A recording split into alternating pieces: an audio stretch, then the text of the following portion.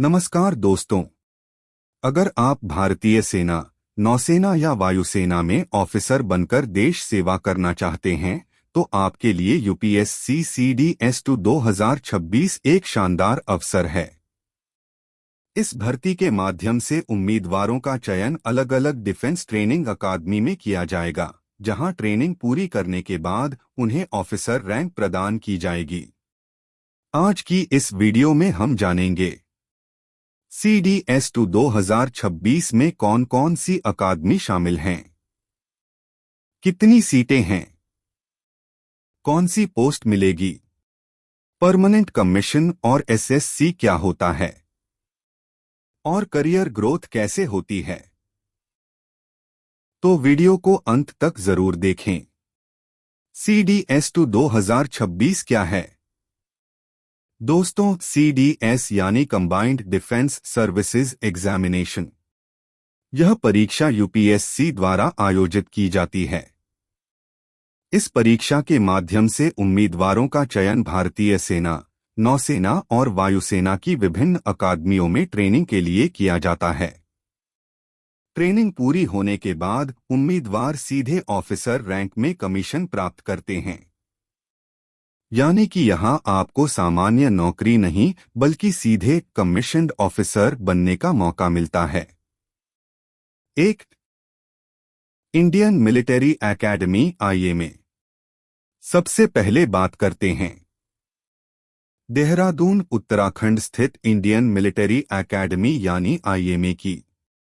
यहां 161 Saint day course जुलाई 2027 में शुरू होगा। कुल वैकेंसी 100 पद। केवल पुरुष उम्मीदवार आवेदन कर सकते हैं। कमीशन टाइप परमानेंट कमीशन यानी स्थायी सेवा। ट्रेनिंग पूरी करने के बाद उम्मीदवार भारतीय सेना में लेफ्टिनेंट रैंक प्राप्त करेंगे।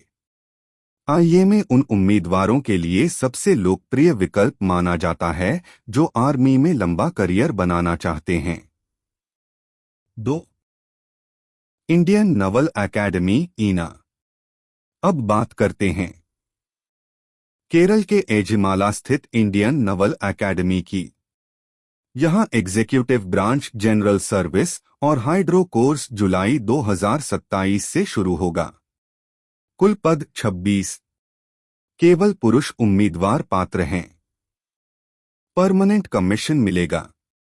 ट्रेनिंग के बाद उम्मीदवार भारतीय नौसेना में सब लेफ्टिनेंट रैंक प्राप्त करेंगे। अगर आपका सपना नेवी ऑफिसर बनने का है तो यह शानदार अवसर है। 3 एयरफोर्स एकेडमी AFA।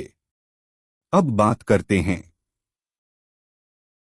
तेलंगाना के डुंडीगल स्थित एयरफोर्स एकेडमी की। यहां 220 FP ट्रेनिंग कोर्स जुलाई 2027 में शुरू होगा। कुल वैकेंसी 32। केवल पुरुष उम्मीदवार आवेदन कर सकते हैं। परमानेंट कमीशन मिलेगा। ट्रेनिंग पूरी होने के बाद उम्मीदवार भारतीय वायुसेना में फ्लाइंग ऑफिसर बनेंगे। एयरफोर्स में चयन के लिए लिखित परीक्षा के साथ मेडिकल और SSB बेहद महत्वपूर्ण होते हैं। 4 ऑफिसर्स ट्रेनिंग एकेडमी OTA में। अब बात करते हैं OTA चेन्नई की। यहां 124 SSC main non technical course अक्टूबर 2027 में शुरू होगा। कुल पद 275। शॉर्ट सर्विस कमीशन यानी SSC मिलेगा। OTA के माध्यम से चयनित उम्मीदवार भारतीय सेना में अधिकारी बनते हैं, लेकिन यह शॉर्ट सर्विस कमीशन आधारित एंट्री होती है। 5 OTA वुमेन नॉन टेक्निकल। महिला उम्मीदवारों के लिए भी शानदार अवसर दिया गया है। ट्रेनिंग पूरी होने के बाद महिला उम्मीदवार भी भारतीय सेना में ऑफिसर बनेंगी। परमानेंट कमीशन और SSC में अंतर। दोस्तों, बहुत से उम्मीदवार यह सवाल पूछते हैं कि परमानेंट कमीशन और शॉर्ट सर्विस कमीशन में क्या फर्क है। परमानेंट कमीशन का मतलब है कि आप रिटायरमेंट तक सेना में सेवा दे सकते हैं। जबकि शॉर्ट सर्विस कमीशन यानी एसएससी में शुरुआत में सीमित समय के लिए सेवा दी जाती है, जिसे बाद में बढ़ाया जा सकता है। आईए में ईना और एएफए में परमानेंट कमीशन मिलता है, जबकि ओटीए में एसएससी मिलता है। शुरुआती रैंक कौन सी मिलती है? ट्रेनिंग पूरी होने के बाद उम्मीदवारों को अलग अलग सेनाओं में ऑफिसर रैंक दी जाती है। आर्मी में लेफ्टिनेंट, नेवी में सब लेफ्टिनेंट, एयर फोर्स में फ्लाइंग ऑफिसर, यानी शुरुआत से ही अधिकारी स्तर की पोस्ट मिलती है। करियर ग्रोथ कैसे होती है? अब बात करते हैं प्रमोशन और करियर ग्रोथ की। अगर हम आर्मी का उदाहरण लें तो प्रमोशन इस प्रकार होते हैं।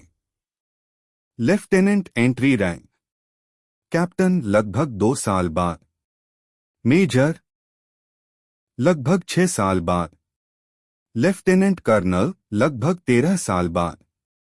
इसके बाद भी प्रदर्शन और सेवा के आधार। लेफ्टिनेंट कर्नल लगभग 13 साल बाद।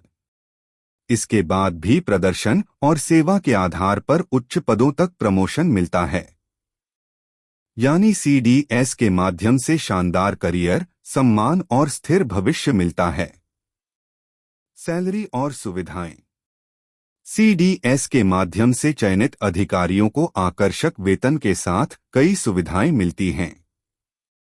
अच्छा salary package, military allowances, free medical facilities, canteen benefits, सरकारी आवास, पेंशन एवं अन्य सुविधाएं।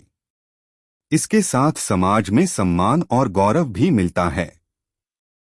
कंक्लूजन। तो दोस्तों, यूपीएससी सीडीएस 2026 उन युवाओं के लिए सुनहरा अवसर है जो भारतीय सेना, नौसेना या वायुसेना में ऑफिसर बनकर देश सेवा करना चाहते हैं। अगर आपका सपना यूनिफॉर्म पहनकर देश की रक्षा करना है तो इस अवसर को बिल्कुल मिस मत कीजिए। अगर वीडियो पसंद आए तो लाइक करें, शेयर करें और चैनल को सब्सक्राइब जरूर करें। धन्यवाद। जय हिंद।